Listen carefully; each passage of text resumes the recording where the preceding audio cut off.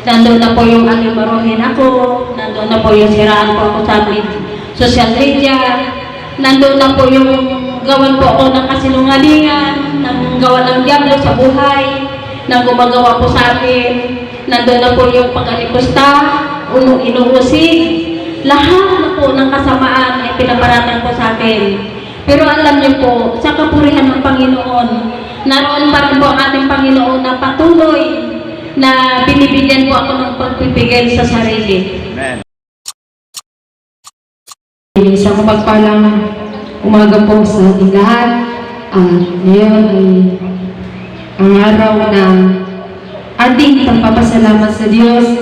Amen. Ang isang linggo na nagdaan, na tayo kanyang sinamahan, ginabayan, iningatan sa lumipas na isang linggo. Pangit man o maganda yung nangyari naganap sa buhay natin, ay sa likod nun ay mayroon pong ginagawa ang Diyos sa ating mga buhay. Samahan niyo po ako basahin sa 1 Thessalonica 5, verse 16. Ang sabi ni Apostol Pablo, magana kayong lagi, palagi kayong manalangin at magpasalamat kayo sa Diyos sa lahat ng pagkakataon. Ulitin ko po magana kayong lagi, palagi kayong manalangin at magpasalamat kayo sa Diyos sa lahat ng pagkakataon, sapagkat ito ang kalooban ng Diyos para sa inyo at sa inyong pakikipag-isa kay Kristo Jesus. Amen. No? Sinasabi ko dito ni Apostol Pablo na ano man yung nangyayari nagaganap sa ating buhay ng lagi. Amen. Sinasabi rin ng Diyos na magala kayong lagi. At ang sabi doon, magpasalamat kayo sa Diyos sa lahat ng pagkakataon. Amen. No? Ano ba yung nangyari naganap sa ating buhay? No? Meron na nangyari sa lumipas na isang linggo. Hindi pa pwede na walang nangyari. Amen. Dahil nandoon makita natin yung pagkilos at paggalaw ng Diyos sa ating buhay. So, sa maikling oras ay inaanyayahan ko po ang nais magpasalamat sa Diyos at ipagsigawan ang dakilang bagay na ginawa ng Diyos sa kanyang buhay. Sino po ang nais magpasalamat sa Diyos? Amen. Palakpakan po natin ang buhay ng Diyos sa buhay po ni Mama Du. Amen. Sa mapagpalang umaga nga po sa lahat.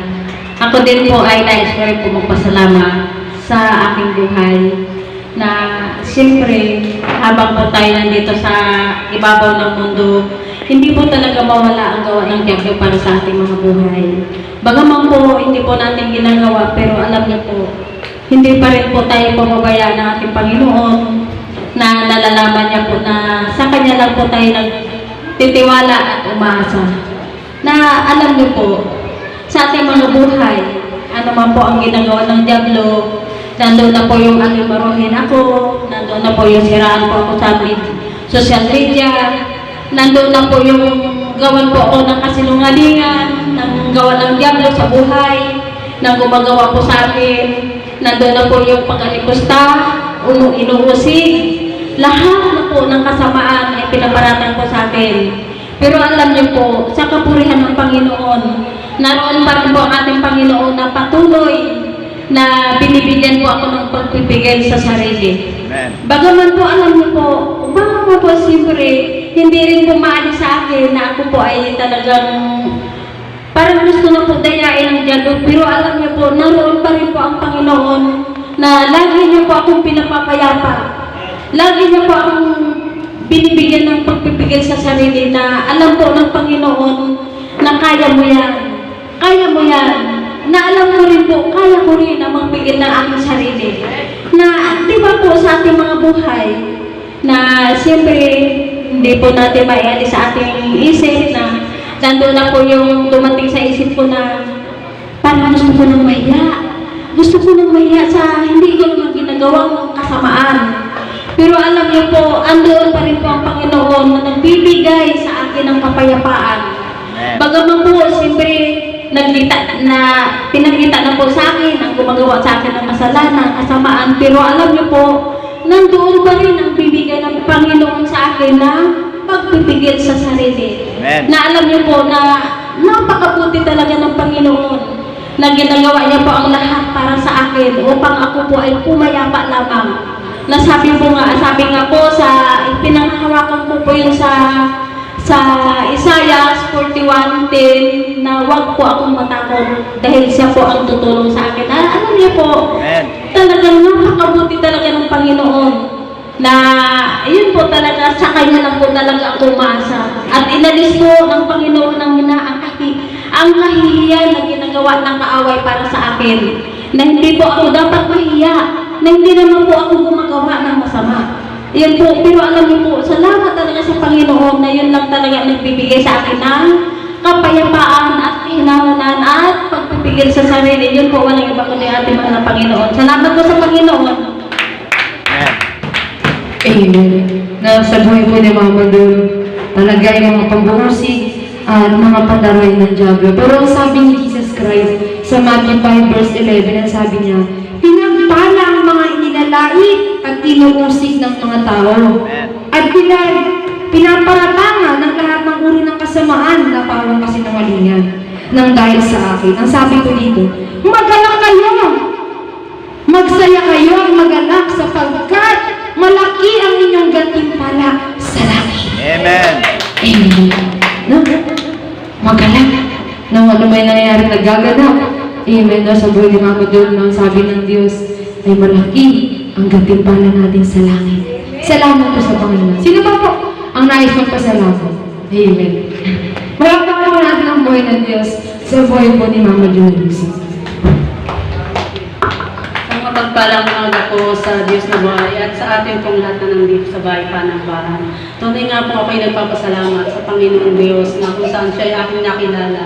At totoo nga talagang buhay ng Diyos sa bahay Panambahan na ito kasi talaga po ang desire ng aking puso. Hindi po man lang talaga di ba po, hindi pa sumasagi sa isip, di pa natin na lalaman yung mga bagay na yung nangyayari at nagaganap po sa aking buhay. At doon ko po talagang napapatunayan na ang Diyos po ay buhay. Kaya po ako'y nagpapasalamat sa Panginoon na sa kabila ng mga bagay-bagay na kasi nga po, di ba, pagka talaga po tayo ay isa pang tao, marami po talagang yung mga pinapakitang diablo. Pero napapasalamat ako sa Panginoon na yung kapayapaan na aking nararanasan. At saka yung mga desire talaga ng aking puso, dito ko lang po talaga naranasan. Na dati-rati ako'y nagtatrabaho kami mag-asawa, hindi namin yun natatamasa. Nung nandito na po kami sa bahay Panambahan ito, dito na po namin nalasap. Lahat ng aming mga pangarap, kay Jesus na po pala lahat namin matatagpuan. Pero yung po lahat po sa Diyos ang papuri, salamat sa Panginoong Diyos. Yun po. Amen. Salamat po sa Diyos sa buhay. Amen. Sa buhay po, Sister Jonalisa, talaga na makikita po natin yung pagkilos at paggalaw ng Diyos sa kanyang buhay at maging sa kanyang pamilya. Talaga na kapag susunod ka sa Panginoon, nandoon yung pagkilos, pagsama ng Diyos sa ating mga buhay. Sino pa po? Isa pa po sa Diyos. Amen. Palakpakan po natin ang buhay ng Diyos sa buhay po ni Sister Margie.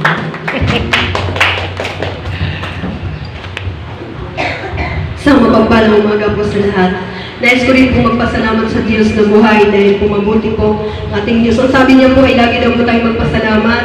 Mainam daw po ang lagi magpasalamat sa Diyos. Amen.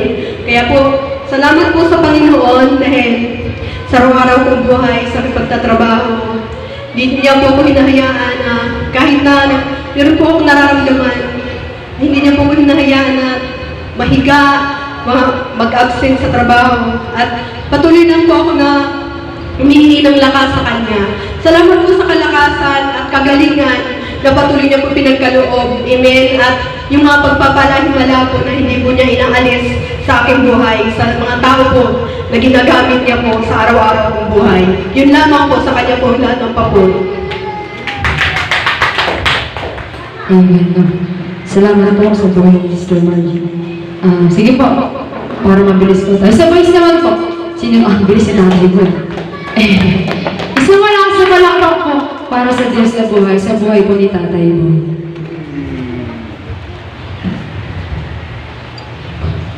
Amen. Sabi ko, magsigawan na po yung kabutihan na ginawa ng Panginoon. Amen. Bago po pasalamat ako bumabati na isang mapagpalang araw po sa aking mga kapatid sa pananampalataya kay Kristo Jesus. Amen. Napasalamat ko sa Diyos na buhay sa patuloy na gabay pag-ingat niya po sa ating mahal sa buhay. Pagkat kumisan nagkaroon ng kaguluhan, gawa ng away, pero binibigyan agad ng Diyos ng solusyon. Ay papasalamat ko rin sa Diyos no, na buhay na patutup talaga nangyari sa akin noong nakalipas na araw, siguro mga Martes po yata yun. Na ako ay nasa bahay gabi, may natakoy nag-aasikaso. At nung pagtayo ko, nakaramdam ako ng biglang pagkahilo na talaga para talaga akong babagsak. Amen. Nakarating na noon yung ating nagagalis ka pa sa Marisol. Binulog na sa akin ng Diablo, tawagin niyo yung anak mo. May ka ng tulong. Parang sisigaw sa anak ko kaya Marisol kasi nasa taas eh. Pero hindi. Ang sabi ng Diyos sa lahat ng bigat problema, siya ang muna tawagin. Amen. Kaya ang ginawa ko, umupo ako, pakahinahon pa ako at nanalangin sa Diyos. At tatandaan ko na sinabi sa Mark 16:17 na binigyan na po tayo ng Diyos ng kapangyarihan sa kanyang pangalan tayo po ay magpalaya sa isang respeto. Ginamit ko po yun. Pinasout ko siya sa pangalan ni Jesus. At nagpipre ako na nag-brief ako sa Panginoon at nagpabalot ako ng pasilyo ng kanyang kapangyarihan. Amen.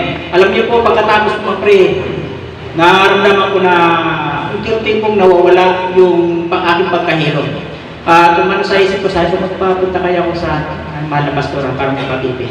Pero hindi po ako pumunta, kinamagaan kasi pinanghawakan ko ang pangako ng Diyos na hindi niya ko iwan, ni pababayaan. At sabi ko, na niwala ko sa akin pananampalataya, normal ang aking dugo. Amen. Nagpapabibi ako ng pastor noon, 110. Ang pinakamataas ko pong pipi ay 140. Naniwala ako sa Diyos, limitin ng Diyos yung aking dugo. Hindi ko pumunta sa akin mga pastor dahil naniniwala ko sa pangako ng Diyos na hindi niya ko pababayaan. Ang lahat na po yan ay sa Diyos po ang papuri. Amen. No, talaga ang Diyos ay naghihimala. Di mo kailangan agad ng gamot, ng doktor. Amen. Dahil meron tayong dakilang manggagamot. Walang iba kundi ang ating Diyos. Nagmamayari ng ating buhay. No? Sabi niya sa Isaiah 53 verse 4 na sa latay ni Kristo'y tayo'y magaling na. Sa lahat ng ating sakit at karamdaman 2,000 years ago, pinagaling na tayo ng Panginoon. Amen. So yun po. Dalawa na lang po. Magtatay na. Sino ba po ang nais magpasalamat? Ano rin po ang sabi sa awit 92 verse 1 ay ang sabi niya doon na ang magpasalamat kay Yahweh ay mabuting bagay. So yun po no, sa buhay po ni Daddy Ritz. Palakpakan po natin ang buhay ng Diyos sa kanyang buhay.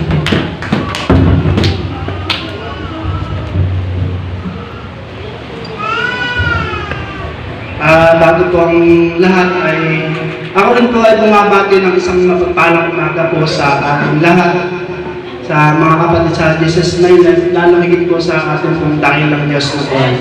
Ang pinagpapasalamat ko lang po sa Panginoon ay yung kahapon po na nararamdam po ako ng hindi maayos na pakiramdam na kung saan sa aking dun sa bahay ko, nagre-return lang ako ng TV, nakaramdam ako na biglang umilit po yung aking pakiramdam ko, magkakaroon ako ng lagnat.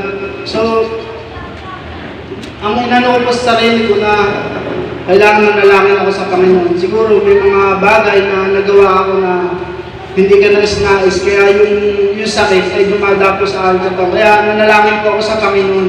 Sabi ko, Lord, ano po yung mga nagawa kong pagkakamali, mga pagkukulang, hingin ko na kapatawaran.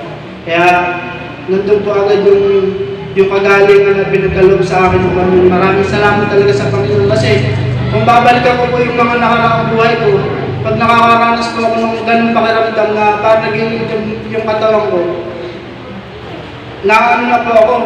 nagkakaroon na po ako ng mataas na lagnat, sumasama na yung nagkakaroon na po ako ng trangkaso nung wala pa ako sa Panginoon. Pero nung nasa Panginoon na po ako, lagi ko pong pinangahawakan yung sinasabi niya sa Santiago 5:15 na pagagalingin ng Diyos ang may sakit sa pamamagitan ng panalangin, may pananampalataya at kung siya nagkasala, patatawarin siya ng Panginoon. Kaya po, nandun po agad yung kagalingan na pinagkaloob sa akin ng Panginoon.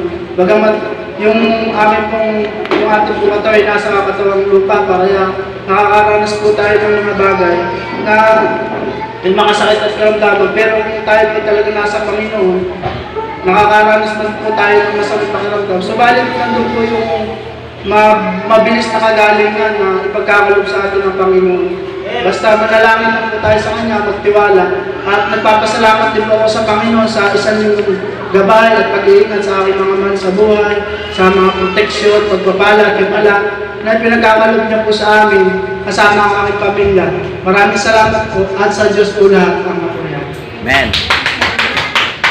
Amen. Ang daming pinagpasalamat sa Diyos.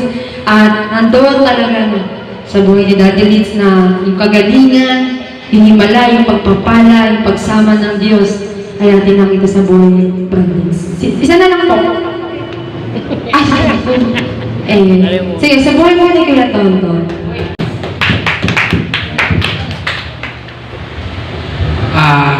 Hindi na ng imama si Bebe. Aray ko hindi na po. Di ama si Bebe. Hindi na po. Hindi ako si Mama. Bebe. Aray ko. Hindi po. Amen. Ang Diyos ang nakakaalam ng kanyang pinagpasalamat. Ako rin po, sa maikling minuto ay nais ko rin pong pasalamat sa Diyos. Amen. Sa isang linggo na nagdaan na sinamahan niya ako at isang bagay rin na pinagpapasalamat ko yung pag-ingat niya sa akin. Lalo na nung Friday. Nandun ako, galing ako, ito lang, samsan nila.